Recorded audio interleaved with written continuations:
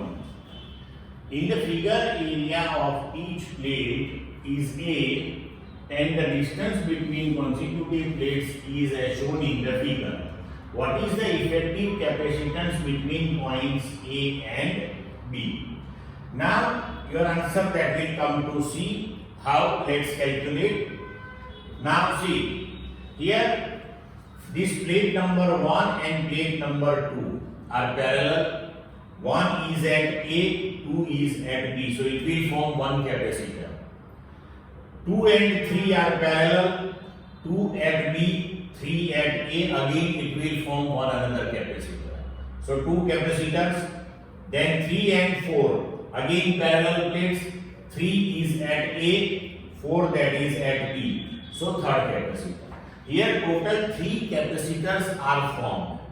And for all these 3 capacitors formed, one plate is at terminal A and second plate is at terminal B. So this particular given circuit that we can simplify in this way. So this is the equivalent circuit. Now total 3 capacitors are parallel. Now separations are given to you. For parallel plate capacitor, we have the equation for the capacitance C, that is epsilon 0 A by D. So for the capacitor formed by this plate 1 and 2, we can write the capacitance epsilon 0 A by 2D. Then that is this one. Then for this second capacitor formed by plate number 2 and 3, we can write epsilon 0 A by D, this one, C2. Again for this third capacitor formed by plate number 3 and 4, separation is 2D, so C3 that is epsilon 0 A by 2D. Now this parallel combination give you the resultant capacitance, that is C1 plus C2 plus C3. As per that, epsilon 0 A by D plus epsilon 0 A by 2D plus epsilon 0 A by 2D, and your resultant answer that will be 2 epsilon 0 A by D, and therefore your answer is C. Clear? Now question number 22. A moving positive charge approaches a negative charge. What will happen to the potential energy of the system? So that will decrease.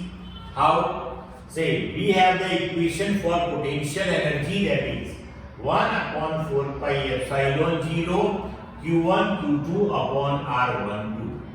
Now we can write this equation for positive and negative charge as 1 upon 4 pi epsilon 0 Q1 into minus Q2 upon R12. Now if R12 decreases, then U that becomes more negative. More negative, it implies that its value decreases, and therefore our answer is B. Now question number 23. The heat produced per unit time on passing electric current through a conductor at a given temperature is directly proportional to square of electric current, because we have the equation, the electrical power P, which will be transformed to heat, that is equal to I square R. Now question number 24. A carbon register has 3 band cells, brown, black and green in order. What will be the range of the resistance it offers?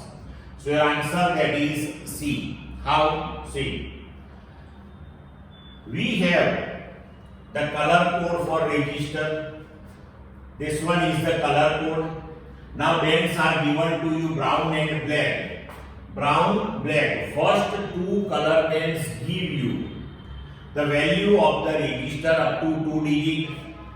So brown for that the number is 1, for black 0. So the value, first value in 2 digits, that is 10. Third one, green, that will give you the multiple in order of the power of 10. So green that give you 10 raised to 5. It implies that the value of the given register with color bands brown, black, green, so that is 10 into 10 raised to 5. But fourth band is not there. It implies that when no color is there, tolerance is plus or minus 20%. So 10 into 10 raised to 5, that is the value of the resistance. But if we consider the tolerance, then plus or minus 20%. So 10 into 10 raised to 5 minus 20%. So it will give you 8 into 10 raised to 5 and plus 20% it will give you 12 into 10 raised to 5. So your resultant answer will be C, 8 into 10 raised to 5 ohm to 12 into 10 raised to 5 ohm. So that is our range. Clear to all of you? Now, question number 25. In the network shown in the figure, the equivalent resistance between points X and Y will be how much ohm? Value of each resistance, that is 2 ohm. So here answer that will come to C. So first of all we have to simplify this circuit, or in other words we can say we have to prepare the equivalent circuit of this one. So say here, suppose we think about this particular resistance connected between X and Y. So one terminal that is at Y, another terminal that is at X. So between X and Y, this middle one that we can represent here, this one.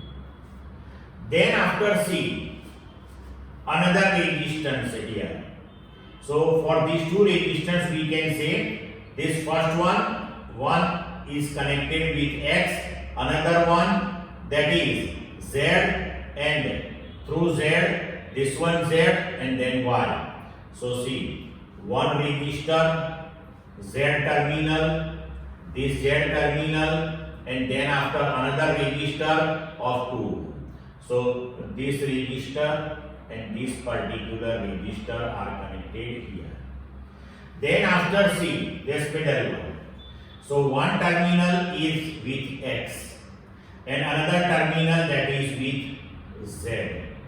Then after, for this middle one terminal that is with Y and second terminal that is with Z. So now here we can understand these two are parallel to each other. These two are parallel to each other. So resultant of this one is 1. Resultant of this one, that is also 1. So we can say 1 and 1 are in series. So again here you will get resultant 2. Now these two and this upper 2 ohm are parallel. So resultant answer, that is 1 ohm. Clear to all of you? Now question number 26. Shunt wire that should be thick and short. Why? Say, shunt should have low resistance. Now we have the equation of resistance R, that is rho L by A. L, that is the length of the wire, A, that is cross sectional area. Now to make resistance R small, length of the wire that should be small one and cross sectional area that should be large one. So we can give the answer thick and short. Clear? Now question number 27. The dimensional formula of effective torsional constant of the spring, that is what? So see, now solve it. We have the equation for torque tau, that is equal to C theta. So C, the torsional constant, that is tau upon theta. So tau, that is the torque. For that the dimensional formula m1 L2 t minus 2. Theta, that is dimensionless quantity. So for the torsional constant, the dimensional formula that is m1 L2 T minus 2. So your answer that is C. Now question number 28. There are 50 tons per centimeter length in a very long solenoid. It carries a current of 2.5 ampere. The magnetic field at its center on the axis. We have the equation for the magnetic field at the center of very long solenoid, that is mu 0 and I. Mu 0, that is the permeability of free space, and that is the number of tons per unit length. Per unit length means per meter. And I, that is the current passed through it. Current is given to you. Now, there are 50 tons per centimeter. So, in 1 centimeter, 50 tons are there. Therefore, in 100 centimeter, how many tons? So, in 100 centimeter, number of tons, that is 5,000. So, n equal to 5,000. Now, substitute the values. Mu 0, that is 4 pi into 10 raised to 7. Number of tons per unit length, that is 5,000. And current passed through it, that is 2.5 ampere. Now solve it, you will get the answer 5 pi into 10 raised to minus 3 Tesla. So your answer, that is A. Clear? Now question 29. The gyromagnetic ratio of an electron, that is how much times the specific charge of an electron. Now gyromagnetic ratio, that is Q by 2m, and specific charge, that is Q by m. So we can write Q by 2m, the gyromagnetic ratio, that is half Q by m, but Q by m, that is called specific charge. So we can give the answer C. Clear? Now question 30. Alnico is an alloy of aluminium, nickel, copper, cobalt. So in the theory of bar magnet, it is given to you the permanent magnets are made by the alloy, which one is known as Alnico, which is made by aluminium, nickel, copper and cobalt. So theoretical question, your answer is B. Clear? Now question number 31. The focal length of a thin lens made from the material of refractive index 1.5 is 15 centimeters. When it is placed in a liquid of refractive index 4 by 3, its focal length will be how much centimeter? Now your answer will come to D. Let's calculate it. So we have the equation for the focal length, that is 1 upon F equal to N2 by N1 minus 1 into 1 upon R1 minus 1 upon R2. N2, that is the refractive index of the material of lens. N1, that is the refractive index of the medium in which lens is placed. So now here we can write two equations, one for lens placed in air, another one that is for lens placed in liquid. So when lens placed in air, the focal length, that is 15. So we can write 1 upon F, that is 1 upon 15, N2. The refractive index of the material of the lens 1.5, refractive index of air 1, minus 1 upon R1 minus 1 upon R2. Then for lens in liquid, we want to find the focal length. So 1 upon F equal to, now refractive index of the lens, that is 1.5, it is placed in the liquid with refractive index 4 by 3. So N2 by N1, 1.5 upon 4 by 3 minus 1 upon R1 minus 1 upon R2 as it is. Now we want to find this F.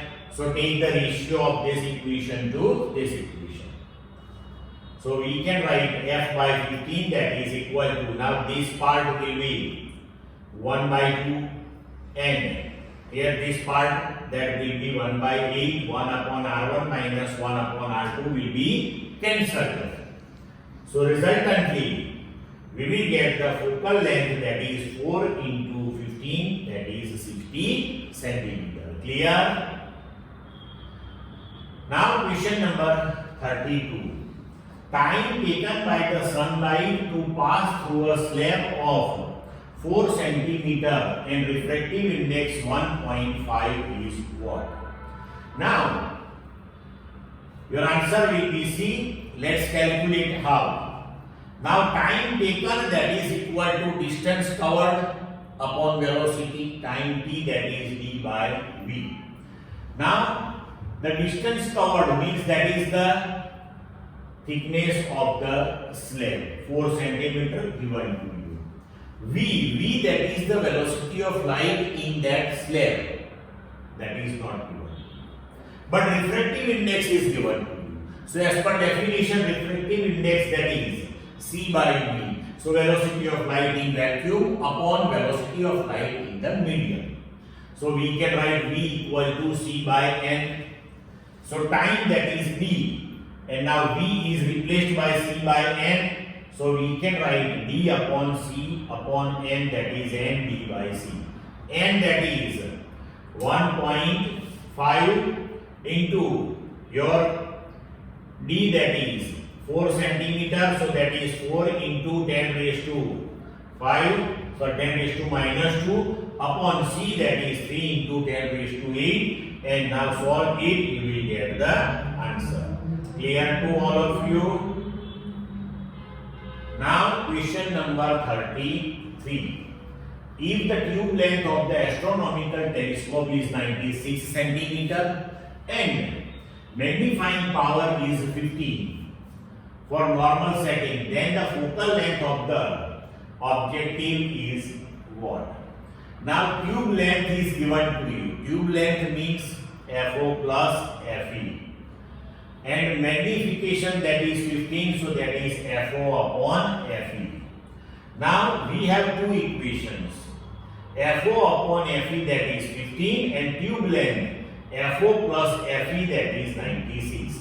So from this first equation, we can substitute the value of FO equal to 15 FE in this equation. And if you solve it, you will get FE equal to 6. Now substitute FE equal to 6 here, you will get FO, that is 90 centimeter. So here FO, that is the focal length of objective, that is 90, means your answer is B. Clear? Now question number 34. Photons of energy 2 electron volt and 2.5 electron volt successively illuminate a metal whose work function is 0.5 electron volt. The ratio of maximum speed of emitted electrons, that is how much? So your answer will come to A. Let's calculate. We have the equation for maximum kinetic energy of the emitted electrons, that is h nu minus phi. So we can write kinetic energy, that is half m v square. This is the maximum velocity with which electrons are emitted. That is h nu minus c. H nu, that is the energy of the photon incidenting on the surface, and phi, that is the work function. Now we can write two equations for these two photons. So half m will be cancelled if we take ratio of those two equations. So directly we can write v1 square by v2 square. So first, photon with energy 2 electron volt, so 2 minus work function 0.5. Then upon v2 square, for that we can write here 2.5, another photon with energy 2.5 minus work function. So if we solve this one, you will get v1 square by v2 square, that is 3 by 4. We want v1 by v2, so take square root on both the side, you will get root 3 by 2. Therefore your answer is A. Clear? Now question 35. To increase the Broglie wavelength of an electron from 0.5 into 10 raised to minus 10 meter to 10 raised to minus 10 meter, its energy should be what? Now see here. 0.5 into 10 raised to minus 10 to 10 raised to minus 10. It implies that you want to double the Broglie wavelength. Now, here your answer will be decreased to fourth part. How? We have the equation for the Broglie wavelength lambda, that is h by p.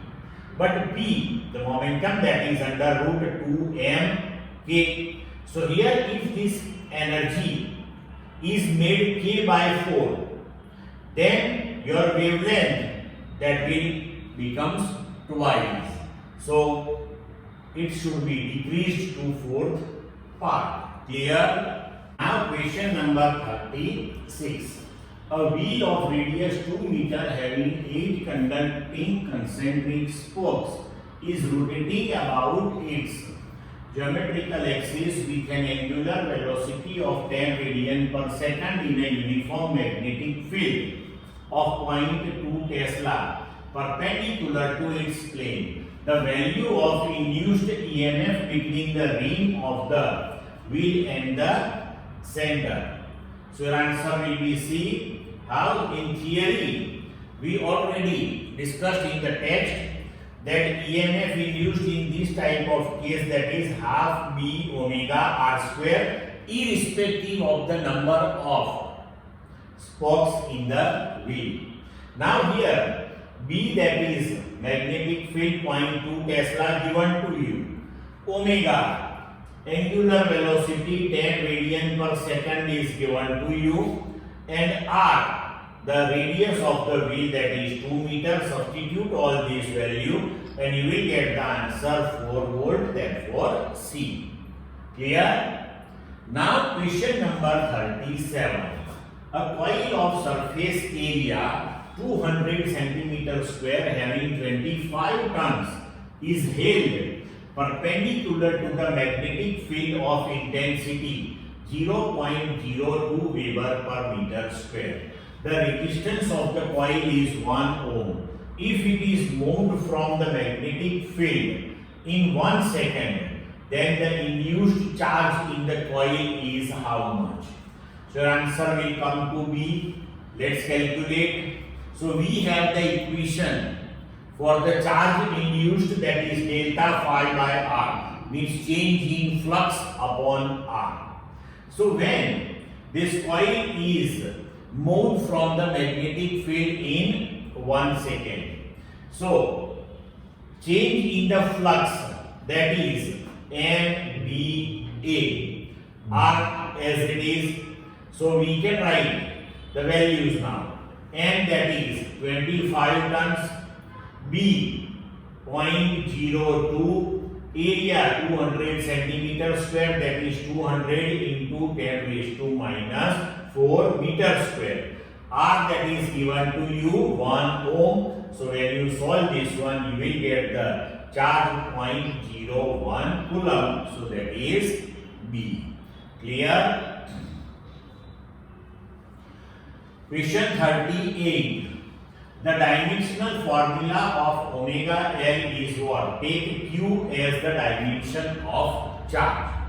Now your answer, that is C. How? Omega L, that is inductive reactance.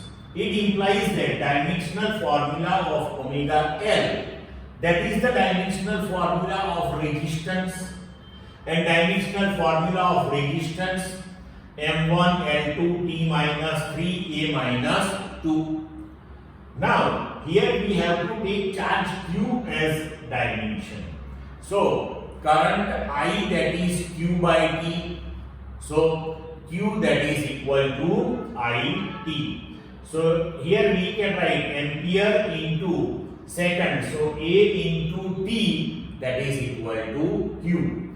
Means here A raised to minus 2, and from this one take T raised to minus 2. Then you can write Q raised to minus 2. So resultant you will get M1 L2 T minus 1 and T minus 2 and A minus 2, that is replaced by Q minus 2. So your answer, that is C. Now question number 39. if in an LC series circuit XC is greater than XL, hence potential, so left behind the current by pi by 2, because see the phasor diagram in series circuit LC, VL and VC will be in mutually opposite direction, and if XC is greater than XL, then VC will be greater than VL. So resultantly you will get the voltage VL minus VC in downward direction, here in negative y-axis direction. So current is in positive x direction, so we can say the resultant potential led by pi by 2 in phase with respect to current. Clear? Question 40. In LCR AC series circuit, L that is 9 Henry, R that is 10 ohm, and C that is 100 microfarad. Hence Q factor of the circuit is what? So answer will be D. How? Let's calculate. We have the equation for the Q factor. Q that is 1 upon R into under root L by C. R given to you 10 ohm, L given to you 9 Henry, C 100 microfarad, so 100 into 10 raised to minus 6 farad. Solve it, you will get the answer Q factor, that is 30. So this one is complete.